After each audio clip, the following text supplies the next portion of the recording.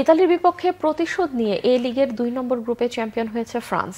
মিলানের সান সিরোতে সোমবার ফরাসিদের জয় ৩-১ গোলে। ৬ খেলায় দুই দলের পয়েন্ট সমান ১৩ হলেও গোল ব্যবধানে ফ্রান্স গ্রুপ শীর্ষস্থান দখল করে নেয়।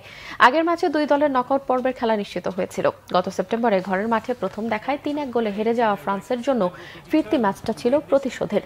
ম্যাচ শুরুর দ্বিতীয় মিনিটেই এগিয়ে যায় দিদিয়ে দেশেমের দল। লুকা দিনিয়েদের অ্যাসিস্ট থেকে হেডে গোলটি করেন আদ্রিও রাবিও।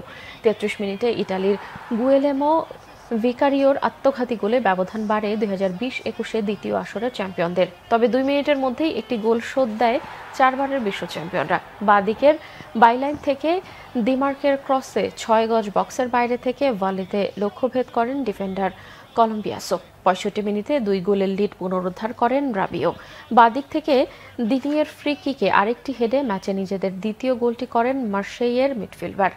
বাকি সময়ে ৩-১ ব্যবধান ধরে রেখে স্বস্তিতে জয়ে সান সিরো ত্যাগ করে দুবারের বিশ্ব চ্যাম্পিয়নরা। ১৯৮৩ সালে সুইডেনের বিপক্ষে ৩-০ গোলে হারের পর প্রতিযোগিতামূলক ফুটবলে ঘরের মাঠে এটাই ইতালির সবচেয়ে বড় হার।